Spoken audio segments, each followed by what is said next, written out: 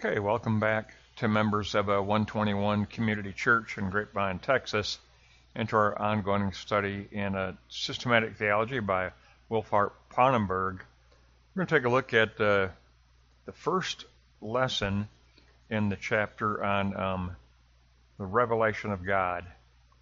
It's going to be 192 to 201, and we'll take a look at the concept of revelation and how Pannenberg shapes this concept within hope theology that he and Moltmann both stood for. Let's go to block one and we'll get started. How did the concept of revelation develop for Israel? Initially, it was the law of God, including a doctrine of election and a covenant personal relation between God and Israel. But then, even more unique, it next became a revelation as the salvation history of God. It was considered a historical reality. Revelation became a constituent part of salvation history, making the identity of Yahweh known,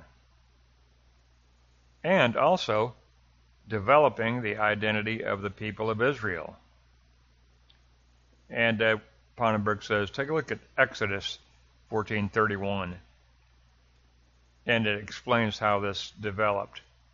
Israel saw the great works of the Lord, and the people feared the Lord, and believed and served the Lord.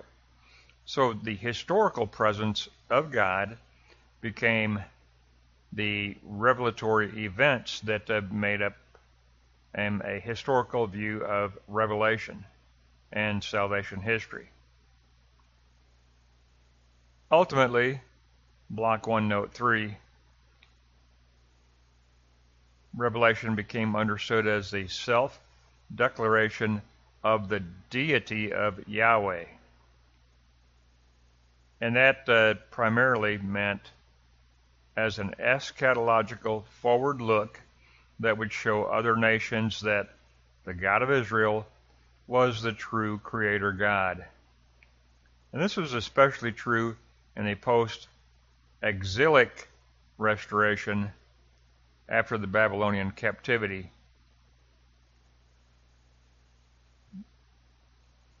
Because after the Babylonian captivity, there was a restoring of the cultic community in Jerusalem. Yahweh showed himself afresh by restoring the people, and belief in the deity of Yahweh and Yahweh as creator remained central to Israel's belief system. The concept of revelation became associated with, and this is key for Pannenberg, a future-oriented divine demonstration. In other words, revelation became an eschatological unveiling. And that's key because that's the way that Moltmann, along with Pannenberg, viewed revelation. Revelation is promise primarily for Moltmann and Pannenberg. Revelation is always promise because it's an eschatological unveiling of the future that salvation history will unfold. So revelation is always eschatological unveiling. Let's go to block 2, because block 1 gave us the concept of revelation within and only within the context of Israel. But block 2 is going to give us take a look at revelation within the context of universal revelatory truth. God's truth is universally binding. It's a universal call to humanity. So we're going to get the universal concept of deity for all of humanity, block 2. Deity as the God of Israel. The Jewish thinking about Revelation was as an anticipation of the transition to the opening up of a Gentile ministry, a transition to the eventual coming revelation in Christ. These anticipations pass through a number of revelatory forms, and especially in the intertestament period, this eschatological forward look became very prominent, that God was going to deliver his people, but also he would deliver all nations and become the universal God of all nations through the eschatological ministry of Israel. Block 2, note 2. Deity as a transition in anticipated forms. As the foundation of our Christian doctrine and the development of biblical ideas. And this is where Pannenberg says that we work this out through a phenomenology of revelation as the deity of Israel's God to the universal God for all of humanity in Christ. Israel's God, that revelatory understanding changed, and there became a transition to the unveiling of the universal God for all of humanity in the Christ event. The sign of the torn veil that had separated the Holy of Holies signified that God was with all of humanity. After the Christ event, God is the incarnate, indwelling, incarnate Spirit. And God is universal, universally incarnate for all of humanity. And the call of Christ is a call directed toward all humanity. So block 1 was the particular view of Revelation for the nation Israel. Block 2 was the universal concept of Revelation for all of humanity. And now block 3, the biblical ideas of Revelation as an objective religious disclosure and as a subjective religious awareness. First, as an objective religious disclosure. Revelation is an event in which people achieve primary knowledge of God, an event of disclosure, an event of divine disclosure. Original communication of the universe is conveyed through religious experience. The concept of God, or eidos in Greek, it really is better translated idea of God, took place through a series of religious experiences. In other words, experiences that were received as religious awareness. So block 3, note 2, the idea of revelation as the subjective religious awareness. Deity was never the immediate theme of revelation. Instead, it is initially, revelation was an unveiling of the hidden aspect of the world, the hidden, deeper spiritual matters of existence. Revelation was the unveiling of in other words, the realm of spirit, the hidden realm behind finite reality. Initially, this is what revelation was perceived as being: the unveiling of hidden worldly matters. Things, and here you go, for Pannenberg, things of an eschatological nature. As the realm of spirit was unveiled, the eschatological trajectory of the realm of spirit was also unveiled. Revelation came to have a character of being very definitely eschatological in nature. Deity becomes the source of eschatological unveiling. Put a big circle around that block 3, 2D. Deity became the source of eschatological unveiling. Israel declared this source to be the God of Israel and only the God of Israel through the oracle of the prophets of Israel. God was perceived as Lord of the future. God was perceived as eschatological Lord of the future, all within the context of manticism. And manticism is simply the view of the world as a world in the midst of a struggle between good and evil. And reality was understood. The context of all revelation was that this spiritual warfare was always going on. In the background of all revelatory events was the struggle, the manticism, the struggle between good and evil. So Revelation always had as its backdrop, says Pannenberg, this this understood spiritual foundational struggle between good and evil. And Revelation was an unveiling of a historically imprinted salvation history. Revelation is historical. Our understanding of revelatory events is historical. Our understanding of the Christ event is historical.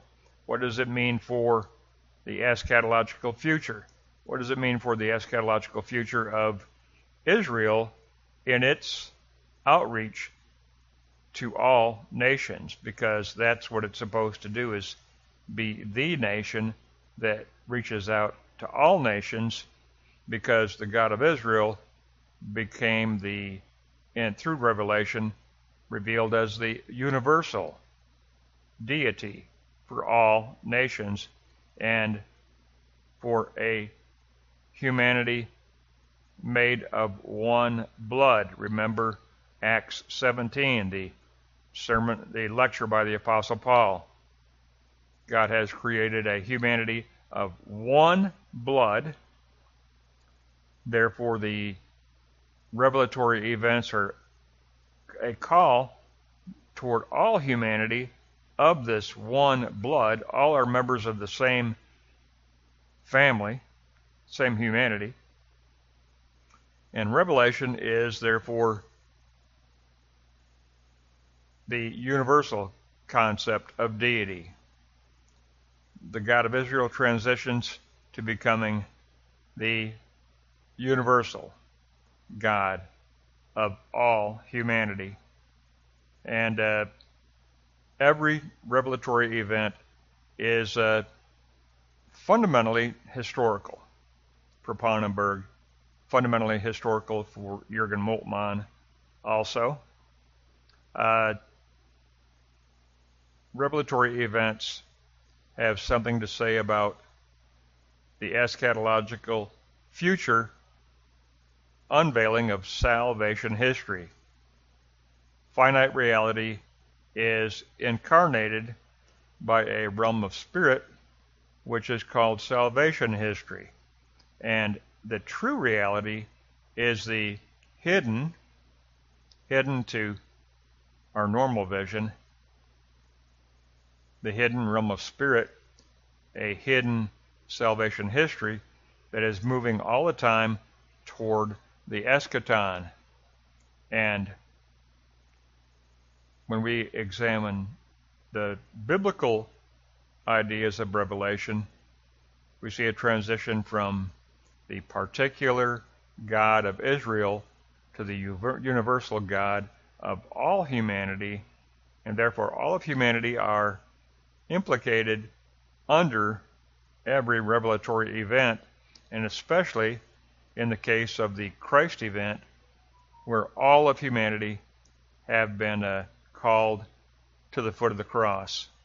And for Moltmann, especially, and Pannenberg, well, Pannenberg loved Hegel, so for Moltmann and Pannenberg, they took up that concept of the speculative Good Friday proposed by Hegel, of the central revelatory impact of crucifixion and resurrection. And it equaled negation of the negative. All negativity in the cross, all sin, all evil, all abandonment, all darkness in the crucifixion has been negated and overcome by the resurrection. Therefore, the crucifixion and the resurrection are to be understood as the promise of the divine negation of all negatives. The negation, the overcoming promise of the negation of the negative. The cross is overcome by the resurrection. Everything that Christ took up in the cross has been overcome by the resurrection, including God-forsakenness itself. Because Christ suffered God-forsakenness, my God, why have you forsaken me? That declaration was a sign that even God-forsakenness is overcome and negated by the resurrection. Hegel's speculative Good Friday. Remember, Hegel was first, before he ever became the greatest philosopher in human history, he was a theologian first. His first works were theological works, Tübingen Seminary, and that's the way I read Hegel. I read Hegel as a Christian philosopher, because the speculative Good Friday is central for Hegel. Aufheben, which is negation coupled with preservation, that was his method for his entire philosophical system. It's negation of contingency and finitude, while at the same time preserving and affirming the universality within finite events. Aufheben, negation coupled with preservation, negation of the finite and preservation of the universal. And that's fits perfectly well with the speculative Good Friday in Hegel's theological work. So Pannenberg, of course, Pannenberg is, he admits it right up front. He's very much in favor with the writings of Hegel. Moltmann borrowed from Hegel and appreciated what Hegel had done, but he didn't like being identified with Hegel. He, in one of his, he lectured all over the United States, but in one of the universities he was lecturing at, he corrected the introduction given about him by saying that everybody thinks that every theologian out of Germany is Hegelian and Lutheran. He goes, I'm not Hegelian and I am not Lutheran. So Hegel Moltmann liked being recognized for being an original German thinker. And he was a very original German thinker. And so he deserves to be given that recognition and credit. But he didn't like being called a Hegelian because although he may have certainly gained something to appreciate in Hegel's speculative Good Friday, it informed his entire book, The Crucified God, he still preferred being recognized as an original theological German thinker. And he certainly was, and he will always be perceived that way. He became extremely important for theology when his theology of hope hit the United States in 1967. It launched in Germany in 1965. It launched in the United States in 1967. And right after that, he could find very little time to remain in Germany because everyone in the United States wanted him to lecture at their divinity school or seminary or university.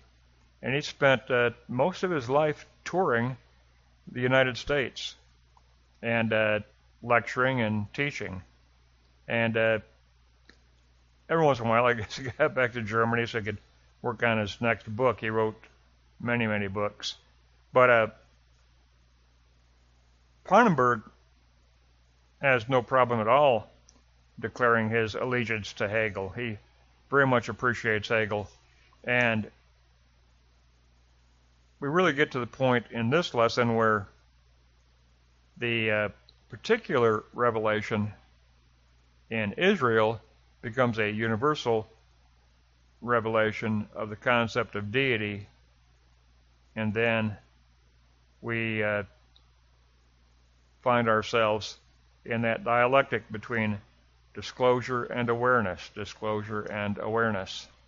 That's going to wrap up 192 to 201, and we'll pick up next time on part 2 of chapter 4.